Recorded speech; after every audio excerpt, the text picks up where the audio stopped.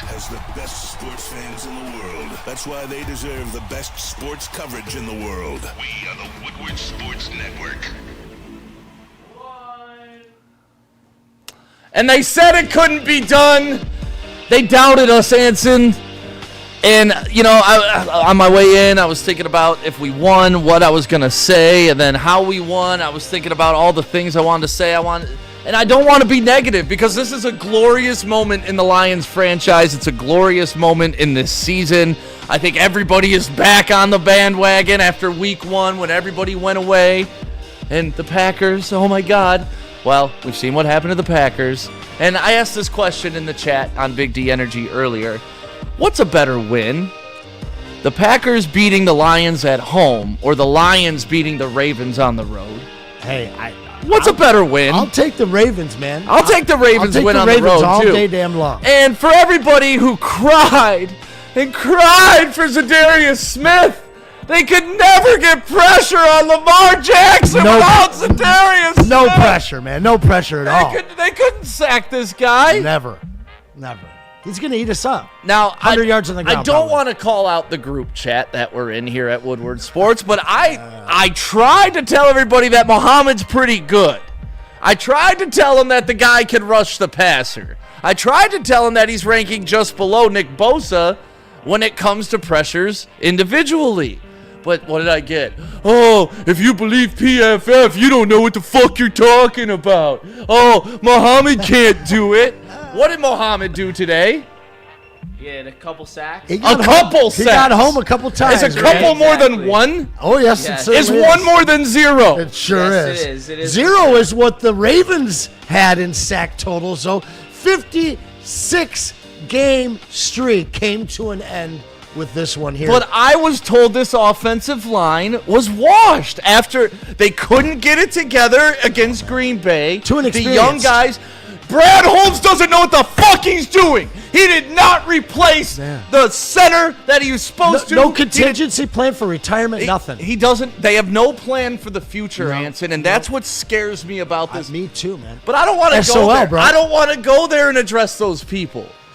Because the Lions just went to Baltimore and put foot to ass the entire game long. There was never a point in this game where you were worried they were going to lose. Was it tied at some points? Yes. But you were never like, oh my God, they're outmatched in this game. You know who was outmatched? Lamar Jackson against Jared Goff. You shrunk against a better quarterback. Who's the better QB? Because that's what you do, Lamar Jackson, in big games. Oh, I heard he can't lose to the NFC.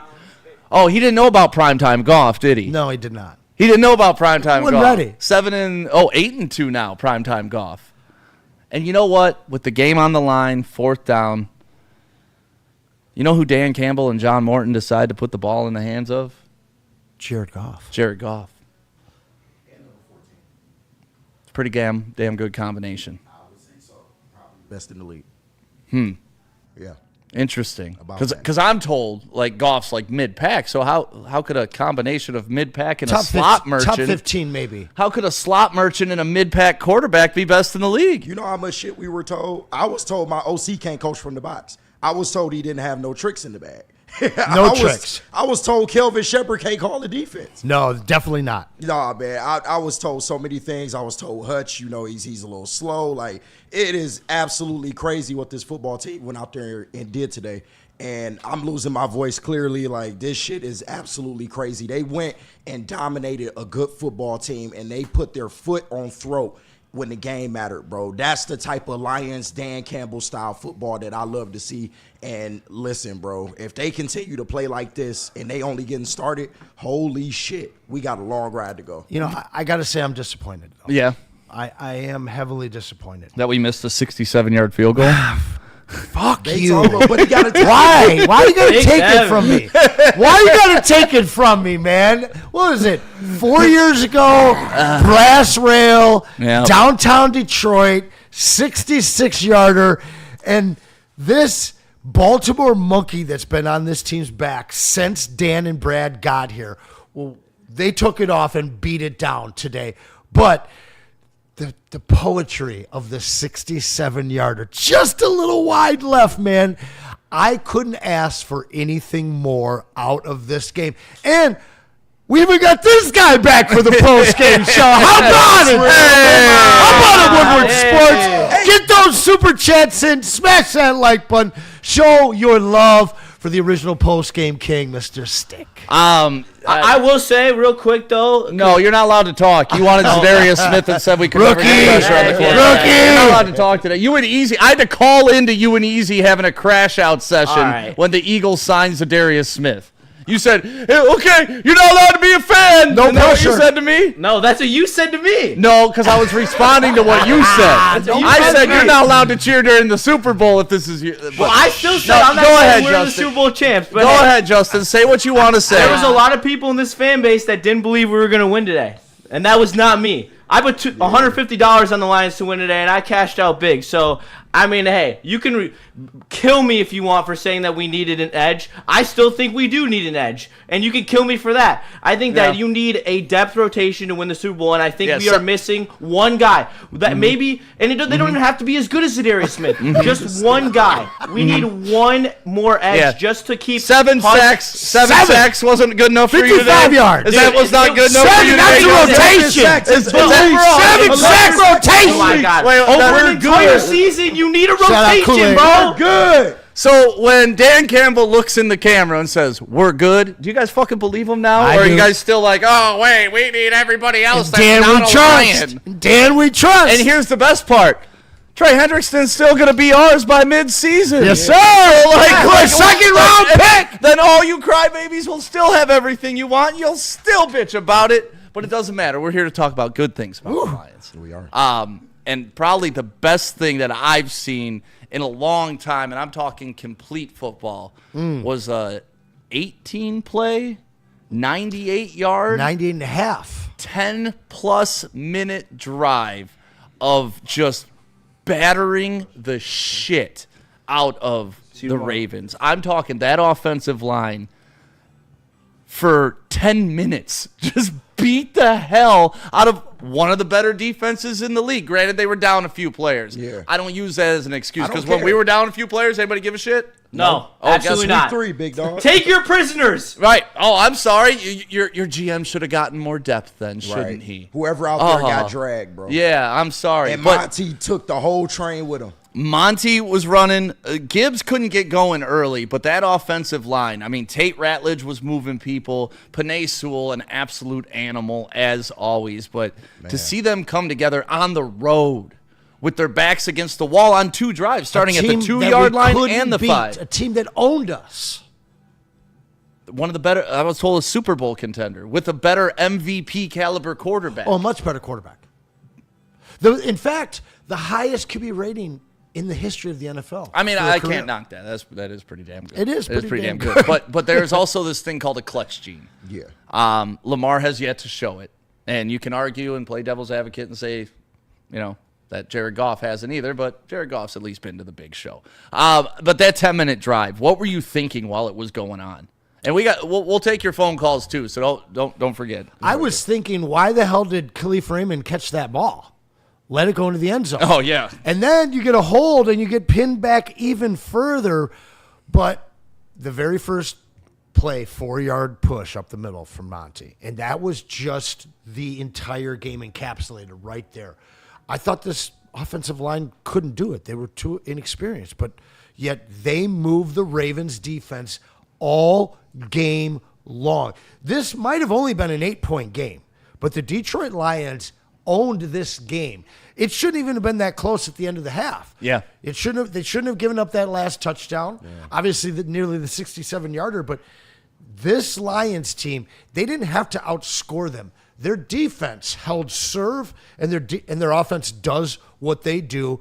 I mean, this game was so cathartic. I know I'm SOL Anson, but this is that time where, look at our 4th down defense looks as good as our fourth down offense? Are you kidding me? And Dan Campbell, once again, big balls. Yeah. Big balls? I told you, let's go take that game. I know, Stick, you always uneasy about the fourth downs. Listen, we going to get you there, bro. Just rock with us. No, This is our coach. This is how that's we win the whole games. 180 of I've our fan base. accepted it. Everybody in here, when that happened, we're all, let's go for it. We're all on board all of a sudden.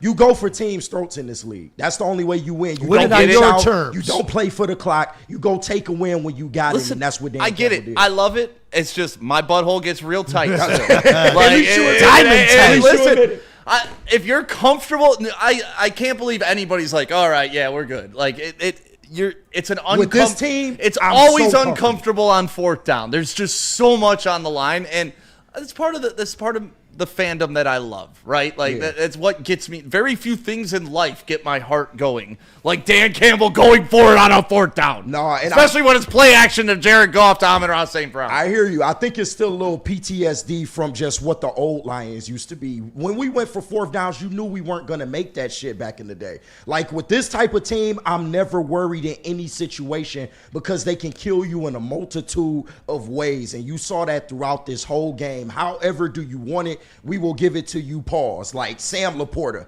had big drives in this game. Huge. J-Mo came up big early. You saw Monty. Eventually you saw Gibbs. Offensive line, defensive line. You name it, some of the most balanced like football I've ever seen. Like, and we got it right here in Detroit, bro. Yeah, and, trick plays. We saw some trickery. Everybody wanted to see that, some creativity out of John Old Morton. dogs got tricks, huh? I mean, pitch it to Amon-Ra, and he'll pitch it to Gibbs around the edge. Bada boom, bada bing, touchdown. That's simple. We saw I-formation football with both backs out there. That We was only beautiful. dreamed about shit like that. But he put them in different spots, too. Like, one time Monty was the lead back, then Laporta, then Gibbs. Then it would be like Gibbs, Laporta, they would switch it up to I love it. The desperate offense is a thing of the past.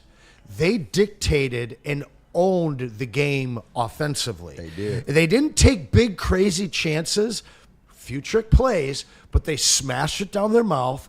And when they needed a big pass play, they found it downfield.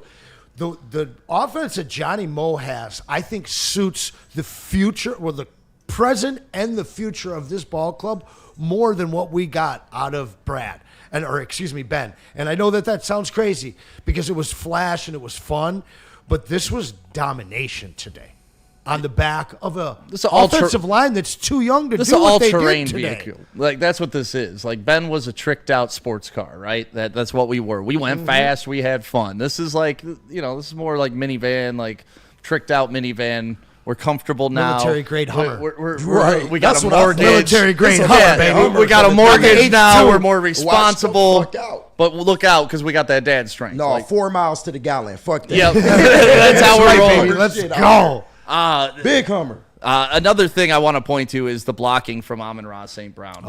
If you go back and watch this game, I would say 90% of the runs, he's in motion cracking down on a lineman. The anti-diva cracking wide down. receiver. And he was clocking people today. And honestly, on that last fourth down, that's what they did. They had him come in, fake the block, and then shoot out. So I don't know if they were setting that up all game or what they were doing with him crashing down. But Amon-Ra St. Brown, John Gruden, our social team, posted it that he said he would take him as over any wide receiver. Yeah. He said, I'd take that sumbitch, is exactly what he said. Of course Jared Goff said the same thing. Dan Campbell said the same thing. Is Amon-Ra St. Brown the best wide receiver in the NFL? All around, yeah. He is. They threw it out in the broadcast. They called him the anti-diva wide receiver, and that's exactly what he is. Because it's one thing to have the flash of Justin Jefferson and Jamar Chase and be able to do things, make it look like poetry when it's happening. But what Amon-Ra does is he moves the chains every time you need it on third or fourth down. He's that guy in the end zone, but he does so many intangible things from the blocking game to everything else as a leader. I mean, he's not a distraction. He's a guy 30 yards down the field laying a block for Montana, 31-yard touchdown run. There's only 4 guys in general that you could even put in the conversation of being over him at this point. Right. So when you talk about what he brings to the game when he doesn't have the ball in his hands, He's the best all around. That's for damn sure. Got to get to these super chats. Owen Mullen with the $49.99 super chat, dropping money on the post-game show here on Woodward Sports. I fucking love this team. How about our defense? 7 sacks. The D-line was all over Lamar. Our offensive line was elite. They couldn't stop us all night. F the national media and all our soft-ass fans who said we couldn't win. I knew we had it in us. Go Lions. You're damn right. And this is why the panic after week 1 and the anointing of the Packers, putting crowns on them, their players talking undefeated. Like, Lions fans, if you didn't learn after last year that the regular season really doesn't mean shit, and that was going to be part of my post-game show if we lost this game, was like as long as they played well, I was okay with this loss. I had it on the schedule as a loss, so be it. But this is why you don't panic, man. The team's going to get better. If you trust these coaches, if you trust Brad Holmes, if you trust Dan Campbell, if you trust Hank Fraley to get the offensive line right, if you trust John Morton to understand his toys a little better the further the season, like, that's the best part about this team, is it's a growing team. This isn't a bunch of old-ass veterans trying to hang on. It's a bunch of young guys that are perpetually getting better week by week, snap by snap. 3-0. KG. Yes, sir. I predicted each game so far. I told you they would come out a little flat in Green Bay, trying to figure themselves out, trying to figure out what their identity is. Speaking of identities, nobody with the $2 super chat. Shout out. Anton sent me $500 last week to buzz my head. Why don't you catch up, bro? Yeah, Anson's with a that whore. You can pay him to do whatever. Big fan. That's He's right, a man. whore. He's a whore. Nobody want me to do something? Bring a little more than $2. But no, I mean, this team is the homeless. Strange for change. This team went from identity-less and leaving fans like running for exit scared, ready to grab their paper bags after week 1. And after week 2, like, if they didn't remind you exactly who this team is and has been for a few years, I sure as hell hope they reminded you tonight. But no, I think the Bears. I was going to say, I think after week 2, that was the excuse. True. The Bears are trash. True. That's what you're supposed to do. The Lions just did something they weren't supposed to do. They just did something they have never done. And they just did something, if you looked at the bottom bar from all the national media before the pregame, what was it? Just a bunch of stupid little fucking purple birds all the way across because everybody picked the Ravens, and this team's built different. And I think this team understands that they just got to stay healthy. They got to show up in big moments like this, and then they got to handle business against shitty teams. This is a Super Bowl caliber team. And this is what this planting that flag now? Yeah, hey, but this is what this kind of game showed you. And it's funny, we talked about this on Big D Energy today, like the type of narrative that's around this game. Of course, the NFC is more important. That's something that we need to focus on. And if they did lose this game, it wouldn't be the end of the world. But this is also what they call a statement game. This is also what they call a measuring stick type of game. Sir. Because if we expect this team to be a Super Bowl team, this is the type of team that they will play when they line up across that field. And they went out there, bro, and showed it. And I get it. It's the regular season. We all know what the regular season is. But this is a good victory, and I think they checked off some narratives off the list. Stopping mobile quarterbacks, they did that. Big time, baby. AFC Big time. teams, they did that, man. I'm so proud of this team. We never have, too, man. And we've been calling for that, asking for that. Will this team ever be able to do it? And not only did we guarantee that we wouldn't be able to get to the quarterback with any pressure today, but that Lamar would run all day long on us, putting up 60, 70. I heard people talking about 100 yards on the ground in this game. What do you have on the ground total? Great question. Lamar had 35 on the ground on 7 carries. What did Goff have on the ground? 85 total on the ground. Henry 50, 35 for Lamar. And Henry, like, most of that was on that 28-yard touchdown run. Yeah. So you can't forget about that. Mr. My City, fear the Ravens, nevermore. Look at that. We have an educated fan base. Right. They can quote some literature. Telltale heart. All right. That's all. Go Lions is what he says. Another one from Chang Vicious. Shout out to KG for calling one hell of a defensive game and making it to the postgame show. I got y'all. Don't worry about it. How you feeling? How you really feeling, I got KG? us, man. Listen, this is why I go to the podium and explain shit in the way I do for the simple people out there. I got us, man. We're going to be okay. Can we put the defensive and offensive coordinator fear of they're not going to click and they aren't the right guys to rest now? Like 3 games in, can we close the door on that narrative? Road dominating victory against the Ravens, absolutely, my friend. Now, if they come out next week and play like shit, fine, we can reintroduce against that the conversation. Brownies. Hey, the Browns just beat the almighty That's Packers, right, who are did, the man. number 1 team in the The entire sun shines on a league. dog's ass every once in a Oh, while. they just got Micah Parsons, who forces interceptions. So what happens if we beat the Browns? Does that mean we're still technically better than the Packers, right? According to the hierarchy and how this works. That game at Ford Field against the Packers is gonna be fun. Oh, and you know what? Not that you ever want to lose, but you're kind of like what they're about to do to the Packers on Thanksgiving after that loss. You're kind of happy that they lost. Yeah, you shouldn't have beat them boys week 1 because they was already pissed off this offseason, and week 1 woke them the fuck up. Well, week 1 was an awakening. You realize you had a young line. You realize communication was the main thing, and and that's where I was trying to walk everybody back from week 1. Is Dan Campbell wasn't up there, and when you watch the game, it wasn't like a skill thing. It was a communication thing. So if it was a skill thing, whole different conversation. Super evident. I mean, you can see it. But that game was closer, and I tried to tell people, I tried to tell Green Bay fans, hey, that game was closer. It truly was. You're coping. No, watch fucking film. Statistically, You don't know we won that box score. And if you allow that pick 6 to actually happen, all of a sudden you got a 20-13 game, momentum swings. It's a whole different narrative around that game. But the Lions team that we've seen over these last 2 weeks truly looks like the front runner in the NFC, especially after what we saw in Cleveland. Am I crazy? They got to jump to that. I mean, the Eagles still won. It's going to be tough to knock the Eagles off until they lose, right? Who's the scariest looking team right now after 3 Detroit. weeks? No doubt. Because now the defense looks on par with that defense we saw while they were healthy in the first half, but they're even deeper now. They're even better now. I mean, we were micrometers away from 2 or 3 more turnovers created in this game. This game could have been even worse. Brian Branch, man. Who was the other one? Reed had the one in the end zone on the Derrick Henry From a Derrick Henry, right. And shout out to Dan Miller. I was listening to Dan Miller on the call on the way in. Shout out to the chat. I got here at halftime. Can't wait to talk to him on Keep those Friday. super chats coming. Yeah. Smash that like button. We got some super chats to get to. Nick I also Gamalski. have those odds for you guys when you're ready. All right, hold on. Nick Gamalski, Henry about to have a new commercial deal with Butterfingers just in time for Halloween. I mean, that fumble was crucial.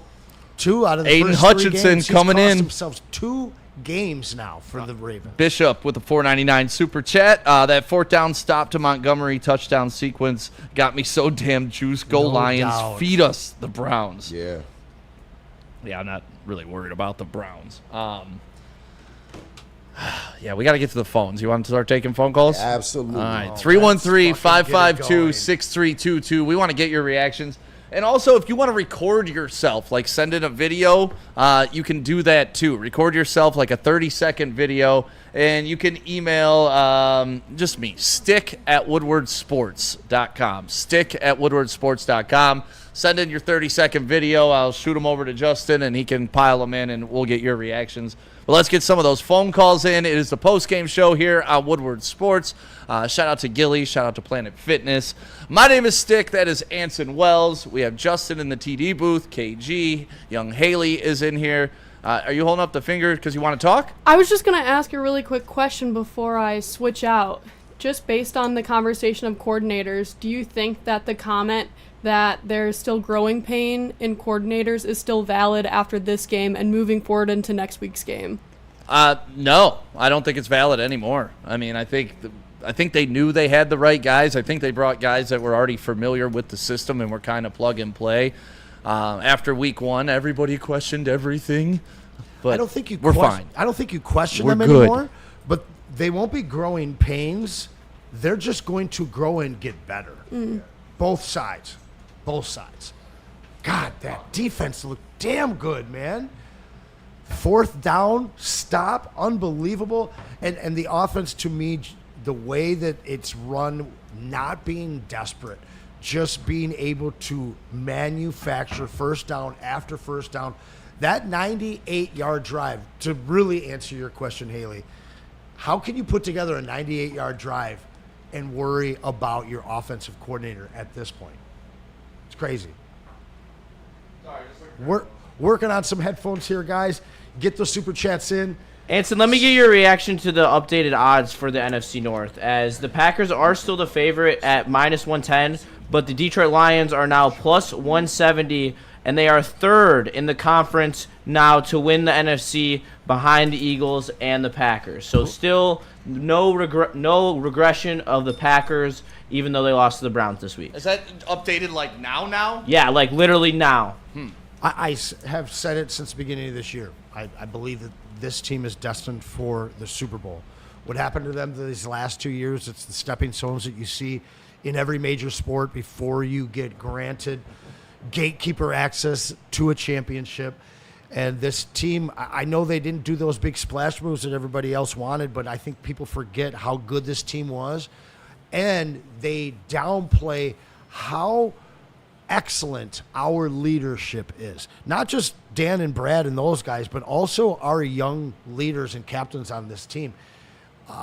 Put your money on the Lions, man. They're going to the Super Bowl. Edric Shelby with the super chat. Stop sleeping on Demo. He's just as much of a threat as Gibbs.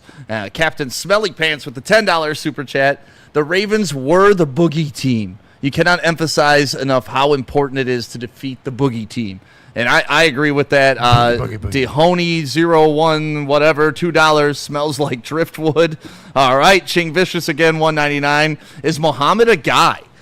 We saw it last year. Oh, there he is getting a game ball right now from Dan Campbell. So, yes, Muhammad is a guy. He's a game ball getting guy. 2 sacks.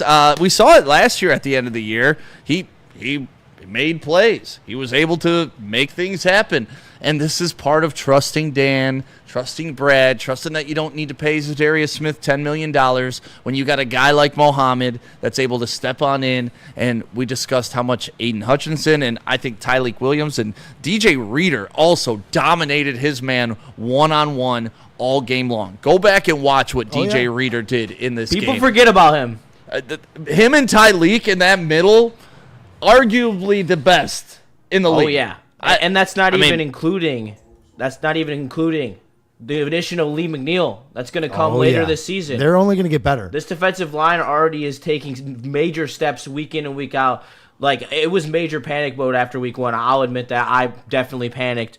But as Aiden Hutchinson is getting more acclimated and ready to go, the defensive line continues to feast and become better and better and better. And you're seeing Tyleek take steps. Like, Tyleek played unbelievable today next to DJ Reader. And then you're going to add in a nice rotation with a Lee McNeil where he's going to be able to bring the pressure from the inside. That's his specialty, rushing the passer from the inside, making it difficult.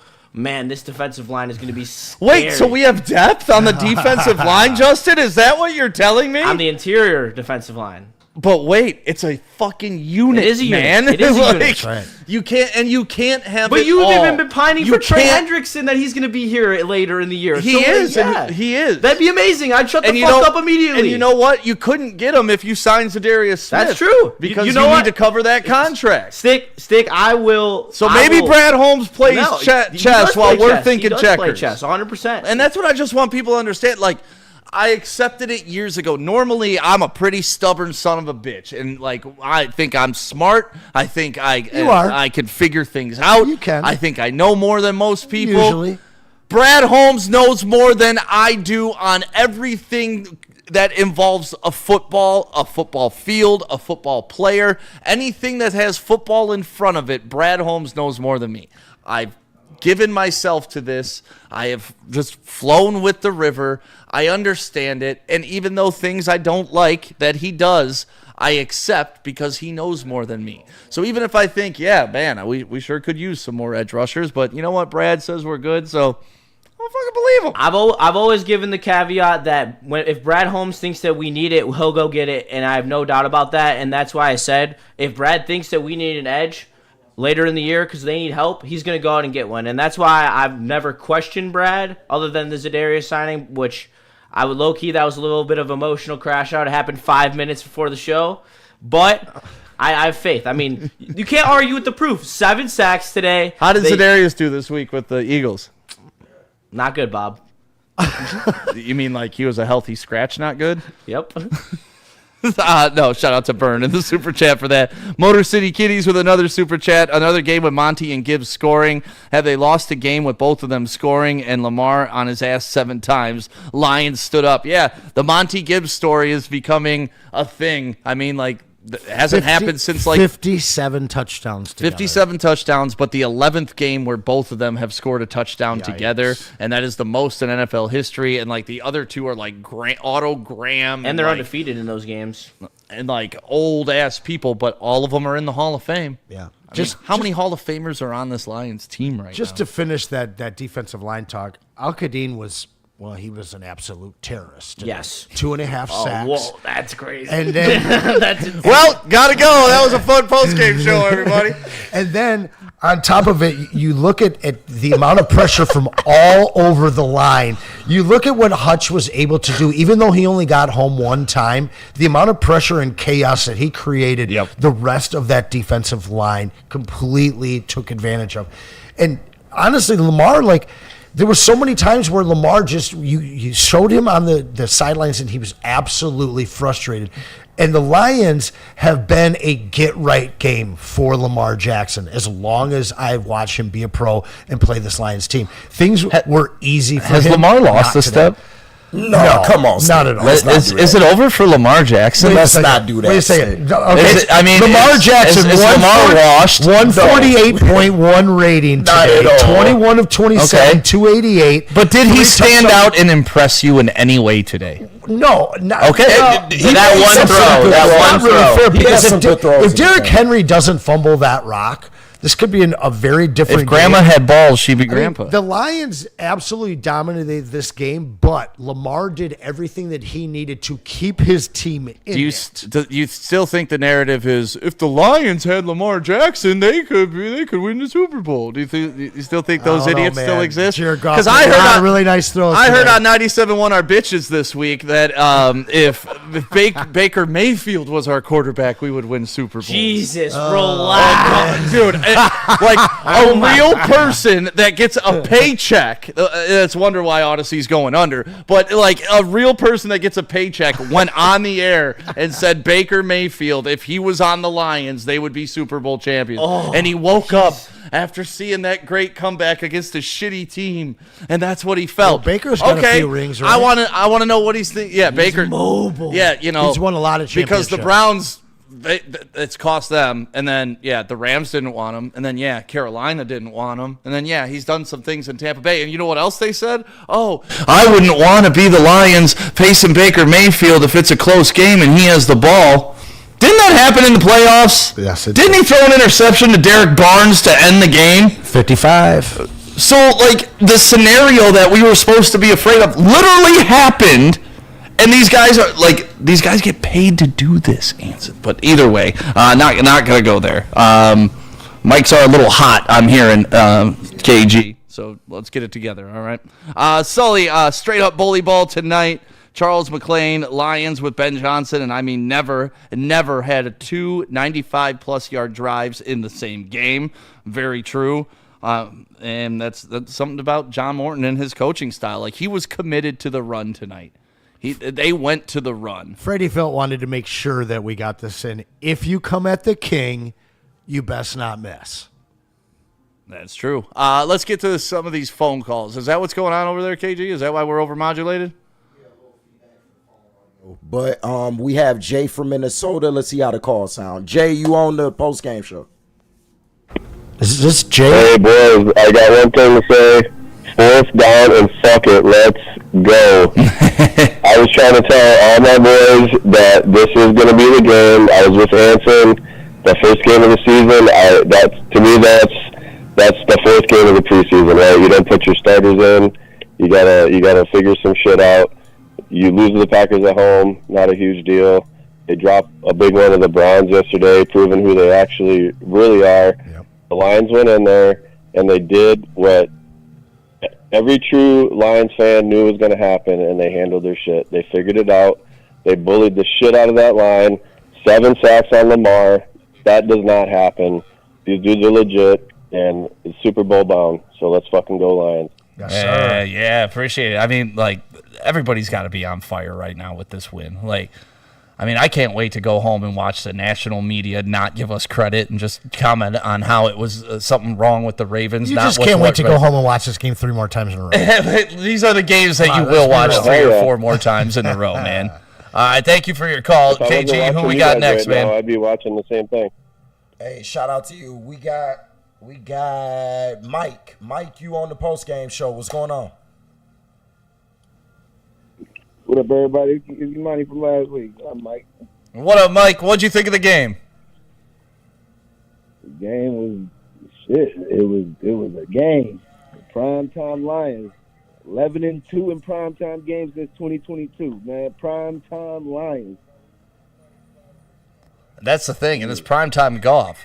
Like, people forget about primetime golf, man. 8-2 now in primetime games. He outdueled Patrick Mahomes back in the day, and when you put this guy on Monday Night Football, he's gonna show up. And is Baltimore? Is that stadium outside?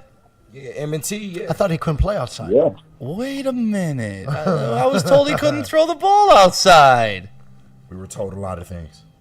So Here at Montana can throw anywhere. Where were you watching the game at, man? At home with the 9-month-old.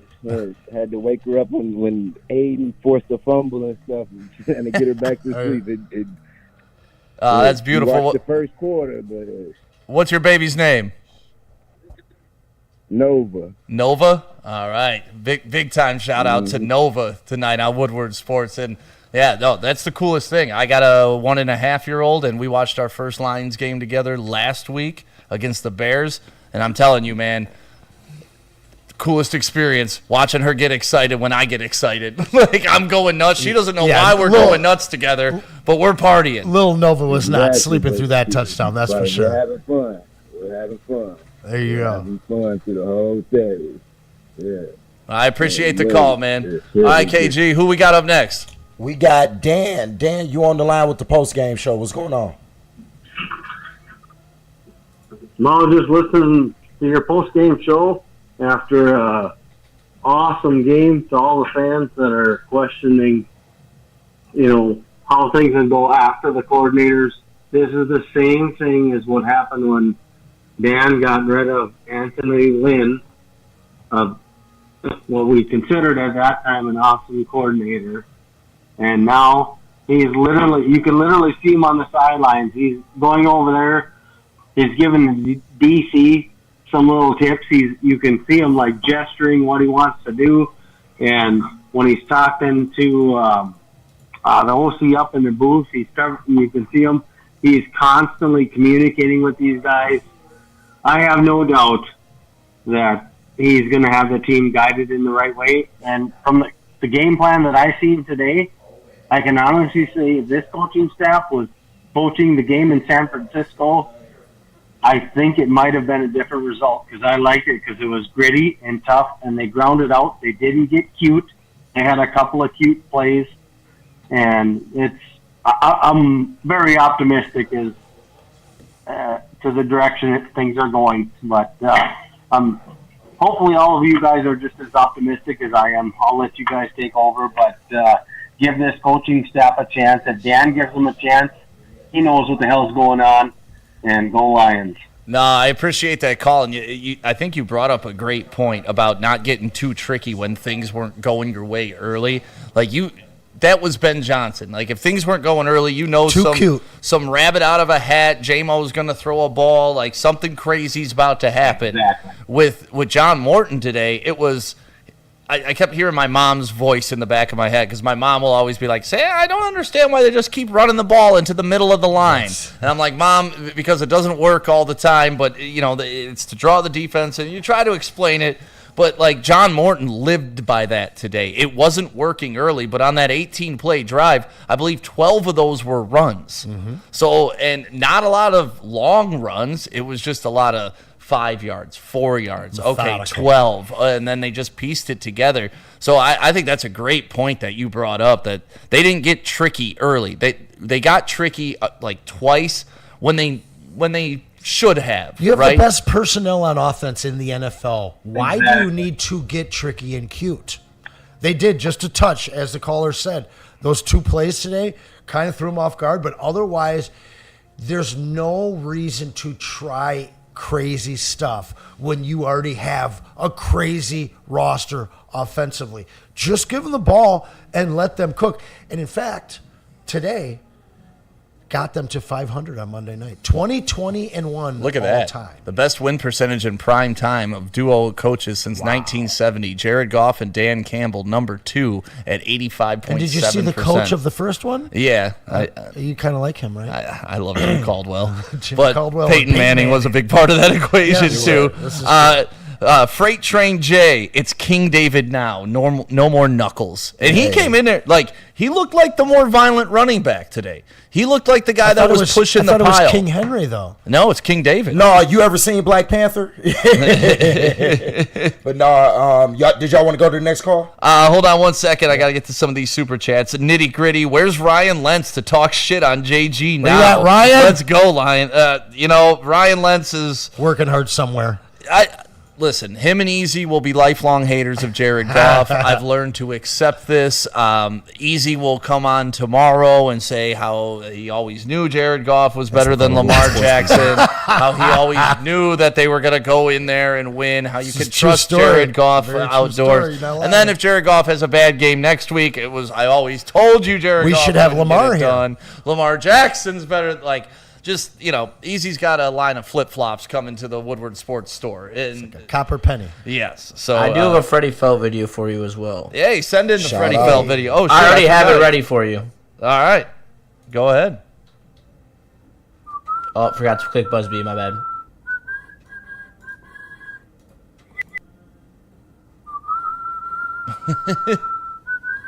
Mics are allowed.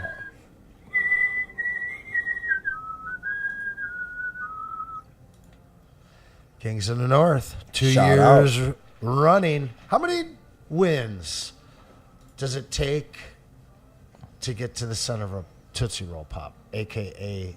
the North Division? How many wins does it take to win this division, guys? At least 12. Yeah. All of them. Is 12 enough? Yeah. With the shitty Packers in our division? Right. I mean, the Packers are going to be lucky to go 500. Everyone forgets that they can't beat the Browns, bro. You guys The you guys are going to do the same thing, forget about the Vikings this year? Yes. Okay. I warned you guys about that last year. And they were a cute little story all year. Just Right. just little cuties. When push came to shove, we put them down, just like we'll put down the Packers. Still a little worried about those Vikings. You're I mean, no, I'm not worried about it. What? I'm not worried about it. What? There you go, drumming up controversy. Don't sleep on the Vikings. being the There second- you go, drumming up Don't controversy. sleep on the Mason Vikings Leach. finishing second place in this division like I called them to last year. Oh, my God, Anson. I'm not worried about anybody. This is our division. I'm just fucking said I'm saying worried that. about You the just Vikings. literally You just literally I just said said I'm worried, worried about and the then- and then Vikings. I immediately retracted it. Immediately. This is what you return to, bro? Immediately Woke up retracted Labor Day it. to this. But people just thinking that they're not even relevant. They're not. Okay. They don't have a quarterback. How can they be relevant? No one in the NFC is relevant when we're playing in February. But right now, the Vikings will win 11 games, I think. All right. Okay. All right. Moving on. Yeah. Relax. Crayons for breakfast, 12-3-17. I took a really bad walk of shame out of M&T Bank Stadium after a brutal loss. Tonight I called my sister in Baltimore and talked all the trash. This win felt extra good. Love you, boys. Hell yeah. Then we got Caleb Means. AQM deserves a game ball, and he got one. He got one, yeah. Give him a statue. Yeah. Give him a See statue. if you could start Statue. pulling some of the footage off of Lions Twitter, like Dan Campbell's post-game speech and Yeah, I stuff got like you. that, so we can start hitting some of that on the post-game show. Absolute We'll terrorist. get to some more calls soon. Jester Crew, let's fucking go Detroit, 4th down and get fucked. Lions laughing all the way through Baltimore. And, I mean, we can get cocky after That's this a win. dangerous scenario. What, walking through Baltimore? Laughing your way through Baltimore in a Honolulu blue jersey right now. Whatever. Whatever. I mean, Do you think it's more dangerous to leave a winning team in Baltimore than it is Detroit? I think Detroiters were just so used to it for so long that they don't beat anybody's ass. what? fighting here? No, it's just like what are we talking about? Where are you going with this? He's What are we talking talking about about? singing down the street in Baltimore right Yeah. now, which seems like a little bit of a dangerous proposition. But like, I never saw anybody ever get in trouble. All the decades of losing as they left laughing at us because we were just so used to it, I think. All right. Yeah, good On to the Way next to make it depressing. Right. Jesus. Damn, they can't walk in Baltimore. Which murder I don't capital know, is man. more If he's- dangerous if he's tonight down- on the postgame? I didn't know For this real, was though. politics. I'm sorry. I didn't know this was Crime Central. Baltimore dangerous, bro. It is. Facts. Crime TV, baby. First 48. But no, Muhammad, he got the game ball. Dan Campbell gave it to him, and yeah, I mean that's the guy that we got to be singing his praises all week long. That's the guy that literally stole the game. Terrorist. I mean, Jack Campbell played out of his mind He too did, at that absolutely. linebacker position. Like, not only that strip sack on Lamar Jackson when they were 4th and goal, but he went toe to toe with Derrick Henry a couple times, like colliding, and brought that man down on first contact. You don't see that a lot. And the way Jack Campbell tackles guys, when he gets his hands on you, you're going to the ground. He played a hell of a game. He was phenomenal today, but how about Trevor Nowaski? Yeah, it was the whole linebacking quarterback. Hey, that- listen, that I want specific one-on-one. play- Nowaski, Lamar Jackson, one-on-one all day. I'm taking Nowaski. Give me Yeah, Nowaski all day. I couldn't All believe day. that. I was like, oh, he's about to get shook, and he handled that, man. Yeah, you had Zach Cunningham making plays. Derek Barnes stepped up in a big way. The whole linebacking core was really on fire today, man. And, you know, there's so many times we've played the Ravens, and we've been so close to getting home, and then Lamar just squirts out, makes a big play, runs for 8 yards, or gets a pass off. We finished so many plays from the defensive line today. Like, what an absolute weight off their shoulders and from the fans' shoulders to know we can contain a mobile quarterback and we can get home and create sacks with this defensive line. That's 2 weeks in a row containing a mobile quarterback. True. And I was told it couldn't be done with this team. They weren't aggressive enough on was the defensive told. edge. Yeah. Shout out Neil Rule, by the way. I'll be filling in tomorrow on Big D Energy. So there you go. A lot of snark coming your way from me and Neil boy. Rule. I hope you're ready for it from 11 to 1 o'clock right here on Woodward Sports. Shout out to everybody staying up late night with us in the chat, too. We'll get to all your super chats. Make sure you're liking. Make sure you're subscribing. It was just a fun game, man. And it really is just a huge weight, I feel, off this team's shoulders to, like, plant the flag and be like, we're legit. Can we just, like, stop that? What are these guys? So many question marks at all the positions. And will the offensive line get it together? Can the defensive edges ever get it together? I mean, the only question I have leaving this game is Terrion Arnold. Why? And The PI? not the PI. He had a rough first half. He was miles away from guys on a couple of coverage plays. I mean, that first deep ball that he got absolutely smoked on. You mean on Devontae Walker? Yes. Okay, but he turned the wrong way. Devontae Walker is an absolute speed merchant. Great. Okay, and that was his zone coverage. I get it. He wasn't supposed He to was be playing over the top, BD. and he got cut underneath. I get it. don't really have a big problem with him at this point. He's the only one that stands out to, like, But how many how many of these sacks today were great individual efforts? And how many of Listen, them I'm not saying were I'm done with coverage? TA. But wait a second. I'm just saying But I'm- let's talk about the secondary as a whole. My worry is those starting 7.5 to heat up. sacks, 3.5 of those were individual efforts at best. Listen. 4 of those were coverage sacks. I thought the secondary played phenomenally today.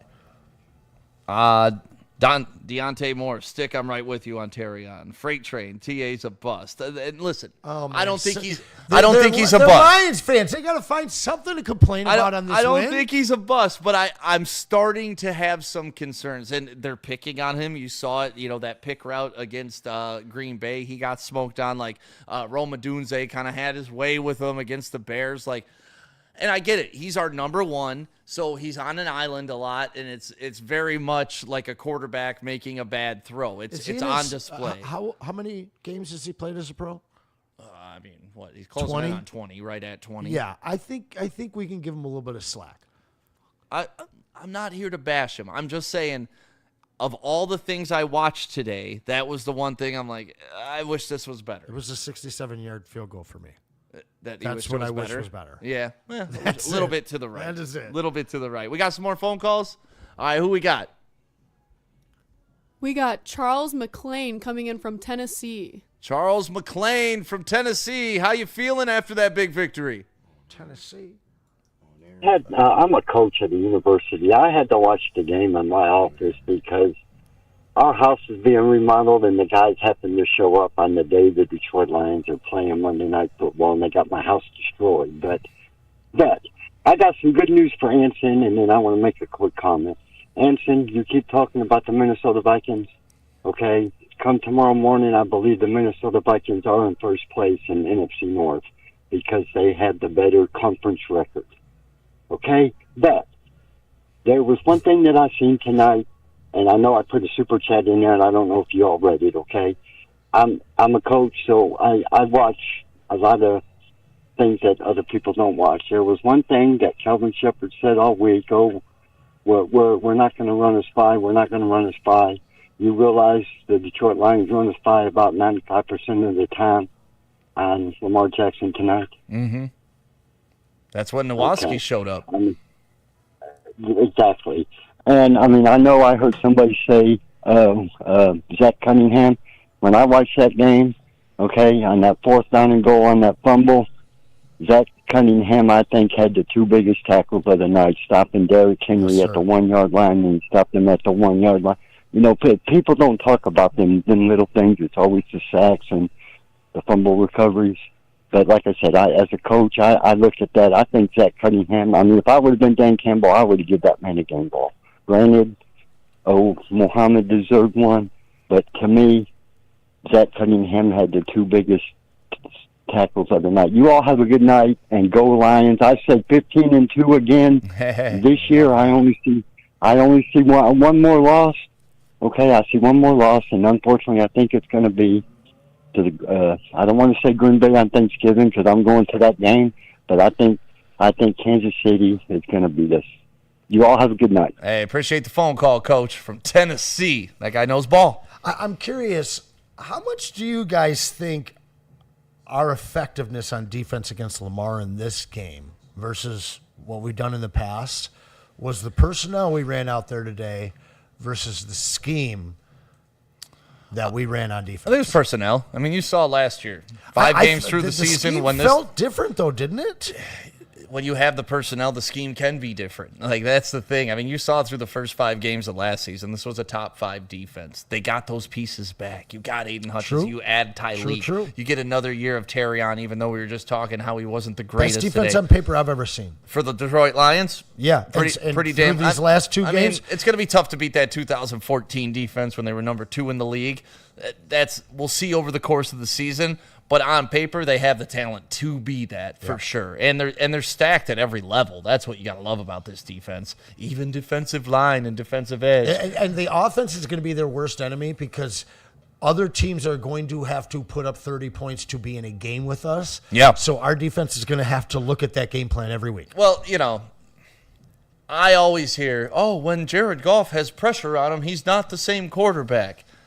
Every quarterback is like that. Look at what happened to Lamar Jackson when you knew it was a passing down. He turned one-dimensional, pulled the ball down, ran a bunch. Pat Mahomes didn't have much time the first 2 weeks of this season either. No quarterback does. When Tom Brady lost in the Super Bowl, who was it to? The Giants, who pressured the shit out of him. So, I hate that. It's like, hey, water's wet. It's like, we know. If you put pressure on quarterbacks, they don't do well. We get it. Justin, you got any of the post-game comments from Dan Campbell or anything? I'm putting them in the virtual sets right now. All right, cool. We're going to get to some of those coming up. No, we'll do it right now. I can't get them in the virtual sets. Yeah, so it's fine. Here's Just the Dan throw Campbell up the video. whole raw video. The cream of the crop over there in the AFC, with a few teams. And so to be able to come in here on a Monday night at the cream of the crop over there in the AFC, with a few teams. And so to be able to come in here on a Monday night at their place with those weapons, that type of team, that's a good win for us, I don't know statement, all this and that, but it just feels good to know against a type of team like that, you play a different type of game and you're able to find a way to win. So one of the things I mentioned earlier this year is I told the team I want to find I'm going to find out how many different ways we can win games, you know, because the better you get at winning, the more you win. So that took everything we had, and I was proud of the players. You know what I just took away from that? Like, winning is no longer, like, what they're worried about. It's how they're winning. Execution. It's execution. We want, but no, it's also winning in different ways and trying and tinkering and seeing if this works for us and this doesn't work for us. Like, the Lions are so good that they can choose how they want to win now. Everything worked for them today. Everything. Special teams was large. I mean, the only thing that I could take away from this game that wasn't really, really damn good was they had some penalties. Yes. But they were aggressive penalties, and I'll take it. I mean, a couple of boneheads. Yeah. They can clean that up, but at the same point, they dominated this game.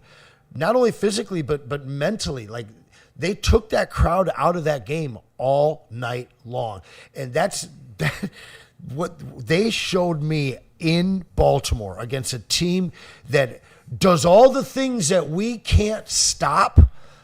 Man, if anybody isn't on board now after week one and then after this, I don't know what you're waiting for that you need to see. Maybe you need to see a trade to believe in this team, but they're building it their way and they're continuing to win their way. Health is the only thing keeping this team away from the Super Bowl. Yeah, it was last year too. I'm just watching. Kyle Hamilton got smoked a lot in this game.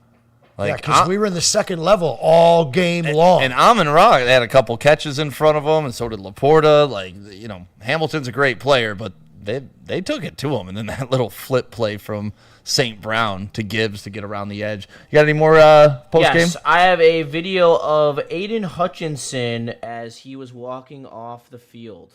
So here he goes. NFL, what's going on? We just got the dub. Monday Night Football. Feels good. On to the next one. Great dub. Hear that in the background. I'm going to play it again. Listen really closely to the background because you can hear something that's a critical... Lions fans. Yeah, yes, there you go. NFL, what's going on? We just got the dub.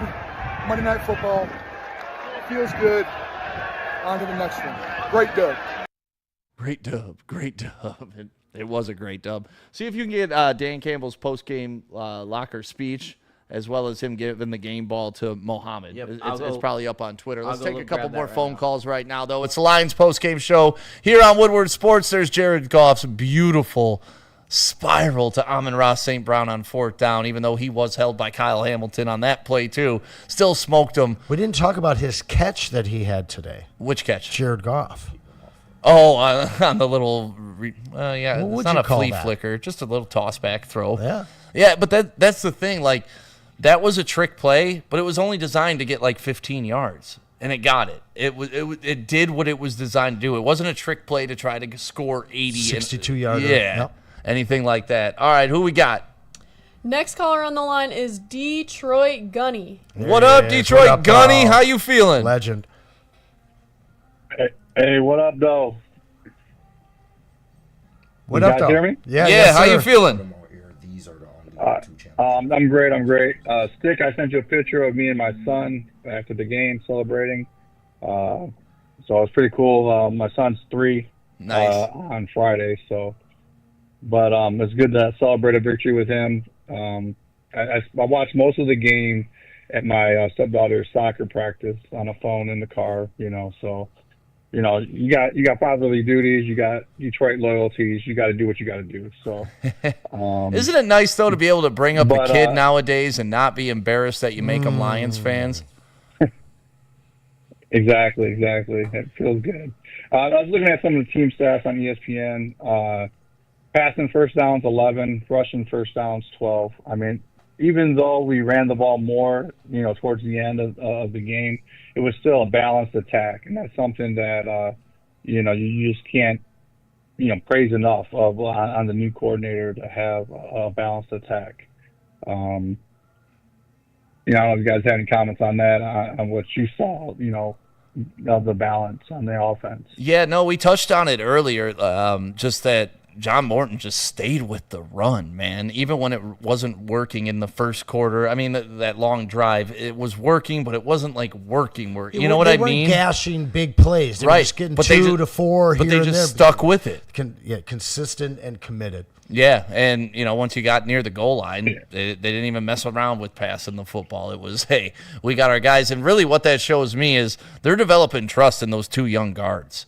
Because to put that type of rushing leverage on the Baltimore Ravens, you need to say, all right, our offensive line is moving people. And they were. They were getting to the next level constantly. And now, real quick on the third down efficiency, 7 of 14. That's 50%. That's a big improvement from week 1, and I'm sure we'll see that more and more down the line. Of course, fourth down, 3 for 3. I mean, who has bigger balls to steal than MCDC? No one. Well, that's the thing. That 7 for 14 takes a big leap when you put in the fourth downs, right? Because now, okay, we didn't get it on third, but essentially we got it 10 out of 14 times. That's right, exactly. So, that changes the percentage on that. All right, and then just 2 negatives from the game. I know I don't want to be the Debbie Downer of the group, but one of them's not on the Lions. It's actually on the refs. They are so damn atrocious. I don't know if you guys talked about it before I jumped on, but, I mean, they're missing holding calls. They're missing hands to the face. I mean, Hutch is getting murdered out there, and it would be nice for him to get at least 1 flag a game. What say you? Detroit's never going to get the whistle, man. You just got to get used to that. That's the fact of the matter is we're underdogs.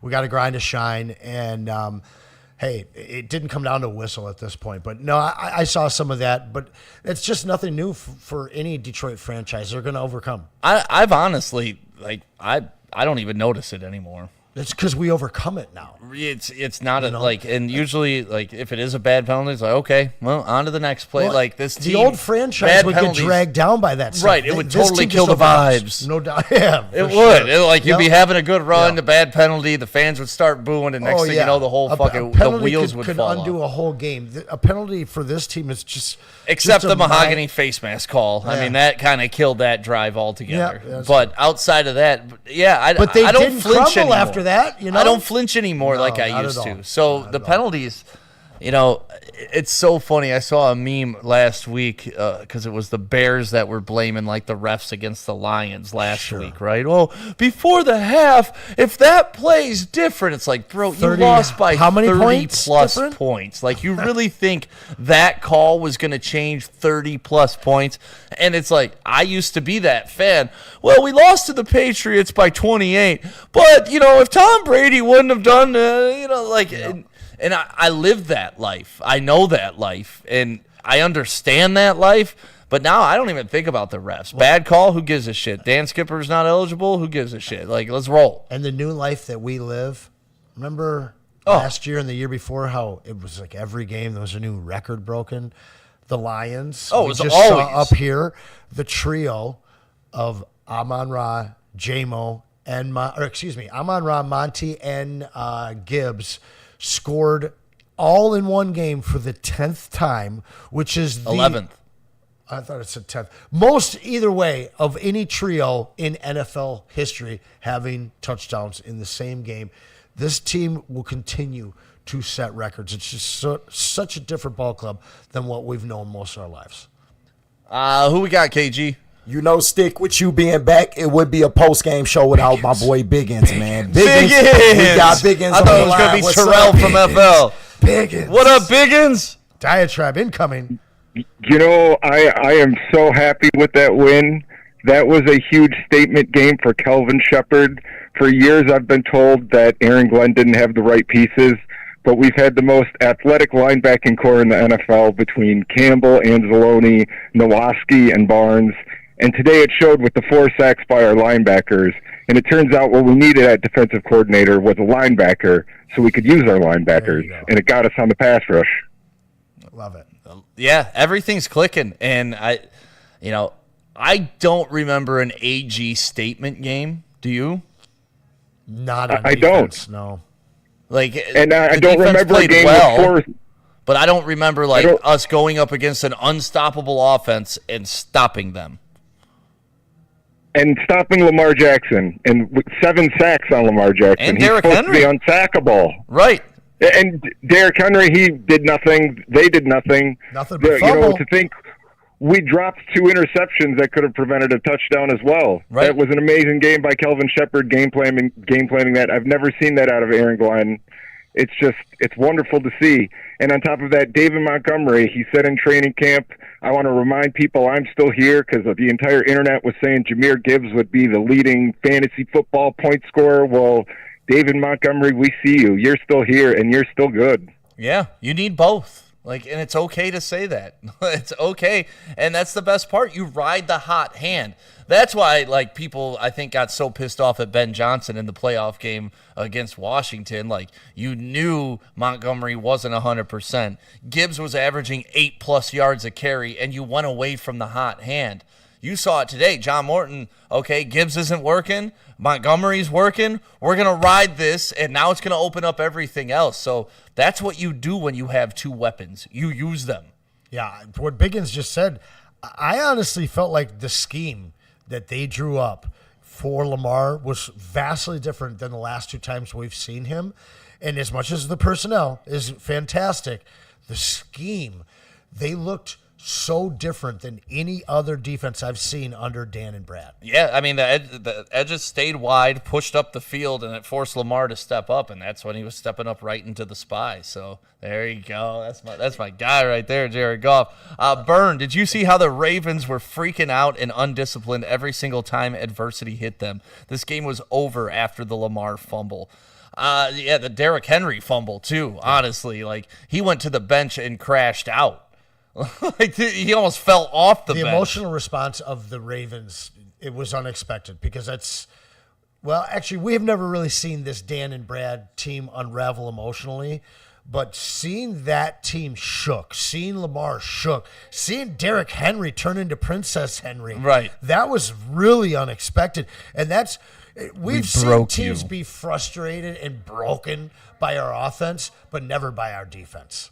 Let's see, a couple more super chats. Jester Crew, that's the deal now. The refs can't beat you when you're up 31. That's damn right. You're damn right. Justin, you got any more good videos over there? Oh, of course I do. I got 3 loaded up for you. Would you like JG at the podium? Run them all. Just run them all. Run them all? All right. Yeah. I know they. I forgot to click Busby again. Yeah, click Busby on all of them. Then run I just did it. Yeah. Trust me, and I trust St. Brown, and so put the game in our hands, and we'll make it work. We've done it before, and yeah, it's exciting. I know they trust me, and I trust St. Brown, and so put the game in our hands, and we'll make it work. We've done it before, and yeah, it's exciting. Sam's incredible. Yeah, he's doing great. He doesn't get enough attention, I don't think, and being able to use him on 3rd down is awesome. I mean, every down is awesome with him, and I thought he was incredible today. He had a couple that were kind of not what we were expecting defensively. Then he made it work, and I was able to get it to him.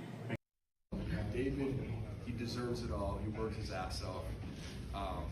Really, no one deserves it more than David with what he did today. I wish he would have cribbed that long run, but ended up getting caught a little bit. But no, he's a baller, man, and he won us that game today. It was a big reason why we won. This Aiden Hutchinson talking about how David Montgomery won them that game. He just said he wished he could have housed that one. Yeah, he was behind the defense, but he couldn't get him. But that was also Jared Goff talking about just how he trusts Amon-Ra St. Brown. And, you know, this is those intangible things that I get all romantic about with Jared Goff that people like, oh, but he doesn't run as fast as Lamar Jackson. Yeah, well, when you have communication and you have the type of relationship that he has with Amon-Ra St. Brown, where you're essentially thinking the same thing, you know exactly where he's going to be, the ball's going to be on time. You saw it on a big 4th and 1 play. They didn't try to just get 1 yard. They went for a 20-yard gash on that play, and they trusted that Jared Goff and Amon-Ra St. Brown would complete it. So that's where I get off the, whatever you want to tell me about so-and-so's a better quarterback. They're not for this team. They're not for these guys, because you couldn't put Lamar Jackson on this team and him have the same rapport with Amon-Ra St. Brown. You couldn't do it. It just wouldn't happen. whether it's Lamar, whether it's Josh Allen, whether it's Hurts or Mahomes, we've all seen them have bad games where they turn the ball over. 2, 3 times, 4 times, and they lose. That's obviously happened with Jared Goff. It happened in the Washington game. But over the last 2 years, when this team is down by 5 points, 3 points with 2 minutes left, when this team has the ball and needs to salt away the clock and finish a game, and Jared Goff has the ball, is anybody not completely confident in his ability to finish that game, to get that clutch touchdown, to get that first down so that they can kill the clock? I've never in all my life followed a Lions team that, as much as I believed in them, did I have a quarterback that I was like, we're good. And every single time over the last, honestly, it's more than just last year, but it's certainly this year now after these last 2 games, when it's in Jared Goff's hands, I am confident and assured. Period. That's all you can ask for from your quarterback, and he's more than just that. Yeah, well, during the watch party, Chris was talking to me, and the Lions were up 7, and the Ravens had the ball, and they were, we need a stop. I'm like, I don't even need a stop here. You can let the Ravens score as long as we have the ball last. That's all I needed in this game. Just in Jared's hands. Just give us the ball. Minute 40 left. 1 or 2 timeouts. Every single time, Jared Goff is going to get you in position to win that football game. I have faith in it. I've seen it. And they're showing it again right now, just all the dimes and all the dots he dropped today. And just the coaches being able to trust your quarterback, man. Something special. Dan Campbell talked about it during the quarterback or when they were talking on Netflix. It's like every coach needs a quarterback, and I got mine. He's got big trust in him, too. Oh, and the balls on those guys. Yeah. Like, enormous onions. I love the enormous. If one of them is hedging a little bit, the other one's like, no. Here, remember these balls you got? Well, like, that's what blew my mind when I was watching that on Netflix was, remember last year during the Green Bay game when they went for it on 4th down to seal the game. Like, Dan Campbell before the game told the team, we're going for it on every single 4th down. But when it came down to that very last one, like Jared Goff went over to the sidelines, he was kind of disappointed. And Dan Campbell was like, I got to go for it. And, like, the fact that the coach and the quarterback have that type of relationship, and even the fact that Jared Goff has those big balls too, where he's like, oh, come on, coach, we're not going to go for it on 4th down, and pushes Dan Campbell in that, like, just perfect team, perfect symmetry. Love what they did tonight. One of the most memorable regular season wins that I think I can have as a Lions fan. Cathartic, man. Cathartic. Just in so many ways because of that bullshit loss to the Packers, too, and the Packers losing to the Browns, and Caleb Williams actually looking like he has a fucking pulse. Like, I heard about that, Ben Johnson, seeing Ben Johnson with his goofy-ass, like, crazy smile when he won a game. Did you see him get all just thrown around and noogied by his whole team? Yeah, like, he's a Zero nerd. respect. Geek. But, like, I watched everybody else celebrate, right? And the Lions needed their moment, and they had their moment tonight. Who else we got on the phone, KG? Oh, you need a second? Can we get that phone number out to the chat as well? No, because we're only going to take a couple more. Okay. I don't want to pack the line. Somebody asked for I do have another video for you guys. All right, what you got? I have Dan Campbell talking about the defense making plays on Lamar Jackson. Really good about what we were going to be able to do. The rest is just wait until Monday night to see it go, see it in action. But those guys were very disciplined. They played off each other. They casted the net. They closed the net. We didn't have anybody jumping up in the air, diving, ill-advised diving. Man, they all bottled him up. They were disciplined, and guys made, huge plays, and he had nowhere to go, and that's the key. So that takes an enormous amount of discipline for your guys. And they did that. Across the board, all of them. Damn right they did, Dan. And Dan Wiskow with the $5 super chat. Happy to see less man coverage. Thanks, Calvin and MCDC. The team seems even more hard-nosed than last year. Championship contenders, ugly sometimes. That's true. That's what Dan Campbell was saying. Like, We got to be able to win in multiple different ways, and we're going to try to win in multiple different ways to see if we can, because that's what happens in the playoffs. You're going to have to beat teams several different, and that's what made Belichick and the Patriots so good, is they would take away your biggest weapon, figure out how to beat you, and scheme specifically for that. Zach Decker with the $2 super chat. St. Brown option play with Gibbs on 4th down. Wow.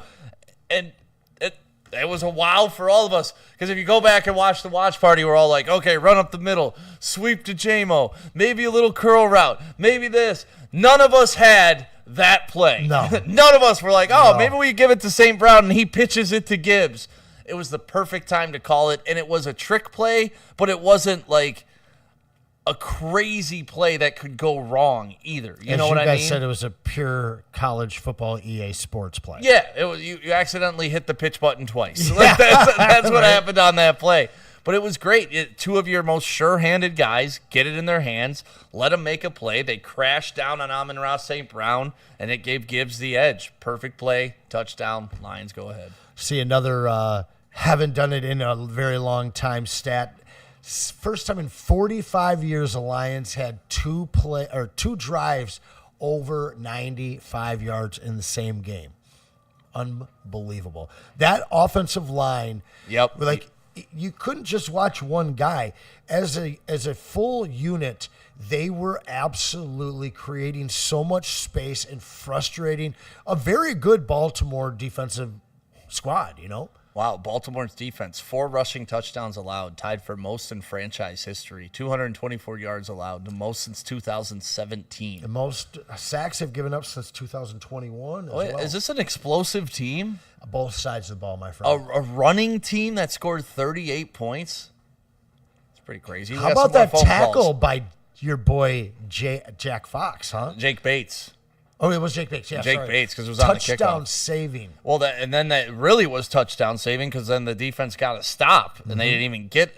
So let's take a couple more of these phone calls, then we'll get out of here tonight. It's the Lions post-game show celebrating. Sorry, Ravens. Who we got? Next caller is Owen Mullen. Owen Mullen dropping super chats and on the line. What's up, buddy? Bro. What's up, guys? How are you? I'm lucky I didn't get the cops called on me. I was yelling so loud in my apartment. Hell yeah. What part? You know, I mean, the whole game. I think more the second half, because our defense was playing lights out in the second half. I look at it this way. You know, everyone's giving Terrion Arnold heat, and initially I was one of them, but if you look back at the first half, I mean, most of our secondary was kind of getting cooked. But, you know, Kelvin Shepard needs to get his flowers, because he made some adjustments. And absolutely, in that second half, Lamar was running for his life, and we absolutely dominated the second half defensively. And if you remember, towards the end, we were getting home with just 4. Yep. And I was told we have no pass rush. It's crazy what happens when in the NFL when offenses get predictable, right? And you know, hey, you're sending 4, but they can pin their ears back and have one thing. But just go get the quarterback. Your secondary is performing too, though. Yeah, well, but they were forcing Lamar to step up and like take his eyes off downfield too. So you can't have one without the other. But it was just good to see us get pressure. It seems like in every game so far this year, it's taken a while to get that pressure, though. Like the first, second quarter, it always feels like they're warming up. And then come the second half, it's a whole different ball game. First possession, they're all over the quarterback. It's kind of like the run game. It grows and evolves as the game goes on and just becomes overwhelming. And then our offensive line, if there was any doubt week 1 that all our soft fans had, I mean, there's no doubt now. I mean, they were playing in real sync, and 3 for 3 on 4th down tonight. Yeah, that huge factor awesome in the game. One name that got some more reps but didn't make any plays was Isaac Tesla. Yeah, well, he tried to catch the ball with both hands. That's the problem. Yeah, I got to pin one behind his back. But no, in all seriousness, he was on the field. He was the pure wide receiver 3 today. Khalif Raymond was not really a part of the offensive side of the ball. Tesla didn't make any plays, but if you're a big body and you're out there blocking, That's a big part of the system, too. So I want to go back and kind of focus in on him. I really didn't pick up a lot of what Tesla did in this game. Well, when they're out there, I mean, both of them each got 2 targets. They're scheming. Who's them? Tesla and Khalif. Okay. So when they're out there, they're scheming and running completely different things. Isaac Tesla obviously got the one that Jared Goff was kind of getting pressured and he threw off his back heel. Might have been able to make a play on that, but I think that these 2 guys are on the field in completely different situations. It's pretty rare to see the 4 or all 4 wide receivers out there at the same time. Tesla wasn't needed because there wasn't really any coming from behind play that, they didn't need to get that big throw. They were playing controlled, conservative, non-cute football. Yeah, but even J-Mo, like the first drive, he had 2 catches for about 40-something yards and then nothing after that. Yeah, because they didn't need to go downfield. But they were running the damn ball. That's right. Just nonstop. That's right. Very interesting game plan, and very interesting to see how John Morton kind of just adjusted the game plan to what was working, and I love that in head coaches. It's hard to throw interceptions when you run the ball 38 times. Yeah, just, ask J.J. McCarthy. Who we got on the phone? Next caller is going to be DJ from Oklahoma. Hey, what's up, DJ in Oklahoma? What'd you think of this win today? Oh, is that me? Yes, sir. If you're in Oklahoma. Yeah, I got the wrong name. It's Jason Kenyon. Oh, Jason Kenyon. Up, hey, you're always in the super chat. How are you, brother? Oh, man, doing great tonight after what I watched. Because I did not see a minivan go through this team. I watched a Mack truck them down, first of all. But what I really love to see is they finally used an I formation with the 5-0. And the 5-0 did what they needed to do on that. The defense had no clue was getting the ball, and you saw a very confused defense, and I loved it, and I hope they keep doing it, man. Yeah, I love that I formation with Laporta, Gibbs, and of course, Monty in the backfield. And I love how they switch it up, where they're at, and they ran maybe 3 or 4 different looks out of that one set, and I think it confused a lot of people on the defense because you don't know where the ball's going, and you got to cover everybody in that set. Jason Kenyon, champion rodeo rider. Honestly, Monty, he looked like an absolute berserk bull running through that Baltimore defense today. I would love to see him dialed up more. Yeah, I think there's a bunch of other plays that they can run off of that too. Like that, we just saw just the tip from John Morton today on that I formed backfield. And I love how they switched him out too. That second time they ran it, they ran Monty, Laporta, Gibbs. The first time they ran it, they ran Laporta, Monty, Gibbs, and I think changing it, literally there are so many ways to build off of that, and it's going to be so electric. I know we all talked about the trickery of Ben Johnson, and it's nice to see that Johnny Moe's got a little something in his bag as well. I thought his plays today, especially that speed option in the red zone, man, that 6 to midnight on that one, fellas. Laporta didn't have a big game numbers-wise. Huge on third down. He had a big felt like stretch. all 4 of his catches were major chain moving catches. Well, they all came, I believe, on that long 98-yard drive for first downs, too. I mean, at least 2 or 3 of those on that drive. So it was more the timing of that than anything else. But, yeah, everybody played great today. It was a fantastic game. Thank you guys for being a part of the post-game show. We're going to take off, get out of here. Hey, thank you for being a part of the post-game show. Any non-Sunday post-game show except Thanksgiving, I will be here. There we go. So there you go. You can expect to see me on the post-game show. Listen, this is fun, especially after a win. Like I was coming in, I'm like, God damn it, if I'm going to do a post-game show, like I don't want to. It would have been a short post-game show. I don't want to be in here hearing Easy talk about how Jared Goff threw an interception. I don't want to be in here talking to Justin about how Zadarius Smith would have helped this team if they would have just only had a pass rush against Lamar Jackson. They had it all. Jared Goff didn't throw an interception. Everybody looked on point on the offensive side of the ball. Everybody looked on point on the defensive side of the ball. Now you get the Browns coming in. Like, what's the rest of the schedule after the Browns? Great Because I know they got the Bengals I'll coming read that up off within for the you. next couple weeks as well, and the Bengals look like absolute dog shit. Yep. So after the Bengals, we go to KC. No, it's the Browns. Oh yeah, the Browns is coming Sunday. Okay. Then we go to Cincinnati. Okay. That's a 4:25 game. Then the Sunday night game on the 12th of October, Week 6 at Kansas City. Dog walk KC. Followed by a Monday night affair that is home versus Tampa Bay, and then the bye week in Week 8. Oh, if we only had Baker Mayfield.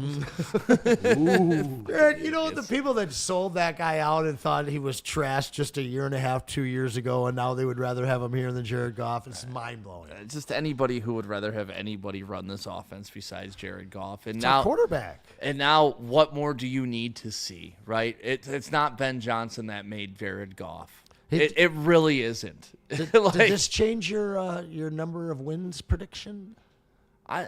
No. Where were you at? 13, 14? Yeah, I was like at 12, 13. Okay, I'm Like at 12. I'm expecting regression in the win column, but I'm expecting a major leap forward in the playoff. In the win playoff column. I love and that. that's all that matters this season. And that's why I told you kind of my prep coming into this. If they lost and after that first half, even if they would have lost, I would have been like, okay, we're right there with the teams that we're supposed to be right there with. Well, have we lost on the road to two really good teams? Okay, that's fine. We can get over that.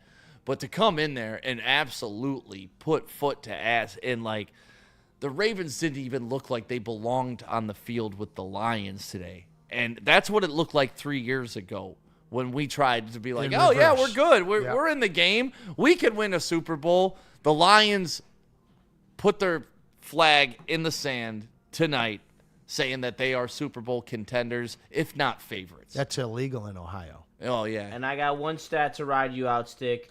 This Monday Night Football win made Jared Goff the winningest football player in Monday Night Football history. Wow. 82. Is that good? I don't know, man. Winning percentage, I would assume, yeah? Yes. Okay, I'll take it.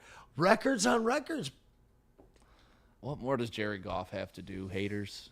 You know, What more does he have to do? Oh, and that's what you saw. The 10th time Gibbs, Montgomery, and St. Brown scored. That's the most in history that a trio has a touchdown. I thought you in were the same talking game. about Gibbs and Montgomery because they did it 11 times. Yeah, no, Gibbs, Montgomery, and Wow. St. Brown, 10 games with a touchdown each, all in the same What a game. fun team. What a fun NFL time to be record. alive. What a fun time to be a Lions fan. Yes, sir. And thank you guys for being a part of Woodward Sports. Make sure you're subscribing right now.